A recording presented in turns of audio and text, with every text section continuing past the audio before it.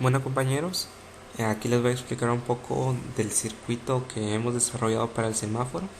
Entonces necesito que lo estudien bien este video y si cualquier duda me pueden preguntar. Primero vamos a comenzar con el funcionamiento. A ver cómo funciona. Yo tengo aquí un LED verde, aquí tengo un LED amarillo y tengo un LED rojo aquí. Voy a ejecutar el programa, vamos a ver qué es lo que hace y cómo funciona. Entonces tengo aquí en el primer estado el LED verde. Entonces todo semáforo va a comenzar con el LED verde encendido. Luego, si se dan cuenta, va a parpadear, se apaga, se enciende nuevamente y va a pasar al siguiente estado, que sería el LED amarillo. Se apaga y se enciende y va a pasar al siguiente estado, que sería el LED rojo. Entonces de esta manera es como va a funcionar nuestro semáforo. Ahora, ¿cómo es que logramos hacer todo esto? Voy a explicarles paso a paso cómo es que funciona todo esto. Lo primero que debemos necesitar cuando nosotros queremos hacer un circuito de esta índole sería tener una señal de reloj. Esa señal de reloj nos indica el cambio de estado que se puede tener. Esta señal de reloj se logra con el integrado 555, es uno de los más comunes en electrónica. Y pues les voy a demostrar qué es lo que hace mediante este osciloscopio. Ahí vamos a ver qué es lo que hace. Entonces vamos a ejecutar nuevamente y vamos a ver qué es lo que hace este. Aquí está, miren. Lo único que nos da es una señal de pulsaciones de esta manera. Si se dan cuenta es alto, bajo, alto, bajo. Esto quiere decir que es un, si nosotros lo miramos en código binario sería 1, 0, 1, 0. Entonces eso es lo que nos está dando ahorita esta señal. Eso es lo que está, se puede decir, es la salida de esta señal. Entonces, si se dan cuenta, 1, 0, 1, 0. Ok. Luego de esto, luego que ya terminamos esto, sería únicamente la señal de reloj. Ahora vamos a pasar a esto. Esto sería otra cosa, lo más importante que tenemos nosotros que hacer. Estos que tenemos aquí son integrados flip-flop JK. Estos JK lo único que me hacen es un contador binario. Entonces, cuando reciben una señal de reloj procediente del 555, empiezan a contar 1. Esto lo voy a explicar mejor mediante un bloc de notas. Ok. Yo tengo tres salidas posibles, A, B, C y D. Cuando el circuito comienza a trabajar, los tres se encuentran en cero porque no ha recibido ninguna señal de reloj. Entonces, cuando recibe la primera señal de reloj, esto cambia y se convierte en 0001. ¿Okay? Cuando recibe la segunda señal de reloj, o sea, el siguiente pulso, sería 0010, que ya cambia al siguiente estado. Y luego sería 0011, ¿verdad? Entonces, si se dan cuenta, esto ya es un contador binario. ¿Por qué razón? Porque esto en decimal equivaldría a 0, esto equivaldría a 1, esto equivaldría a 2 y por consiguiente este equivaldría a 3. ¿Okay? De esta manera es como funciona este circuito que yo tengo aquí. ¿Ya? Entonces, estas son las salidas. Esta es la salida A, salida B, salida C y salida D. Tenemos que explicar algo bien importante. Nosotros tenemos dos clases de salida, una salida normal y una salida negada. Entonces, cuando yo utilizo este circuito integrado, yo tengo las dos posibles salidas. La salida negada, que sería con la Q, donde esté la Q es la salida negada, y donde esté la Q con un palito aquí es la Q normal. Es cierto, cuando nosotros trabajamos en lógica combinacional sería al revés, pero cuando nosotros trabajamos ya con el circuito armado se trabaja de esta manera. Cuando nosotros miramos la Q es la salida negada de este circuito, y cuando nosotros tenemos una Q normal es la salida, una Q con una rayita es la salida normal. Esto tiene que quedar bien claro. Ok, continuemos. Lo segundo que deberíamos de hacer, mejor dicho, lo último que deberíamos de hacer sería ya realizar nuestro circuito de lógica combinacional.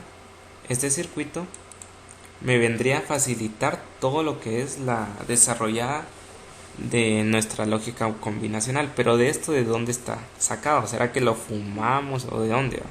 Pues esto simple y sencillamente viene a ser producto de un desarrollo previo. Si se dan cuenta, Esto es lo que realizan, miren. Voy a agrandar un poquito más para que todos lo miren. Entonces, ¿cómo funciona esto? Yo tengo todas las posibles salidas aquí, A, B, C, D, y un contador, ¿verdad? 001, 0010, 0011, y aquí pasa, ¿verdad? Todo esto es un contador. Ahora, así es como funciona. Cuando se esté cuando se esté en la combinación, esta combinación que yo tengo aquí, entonces se va a encender el LED verde. Cuando pase al siguiente estado, va a seguir encendido el LED verde. Y si se dan cuenta, los demás LED no están encendidos. Ok. Cuando esté encendido,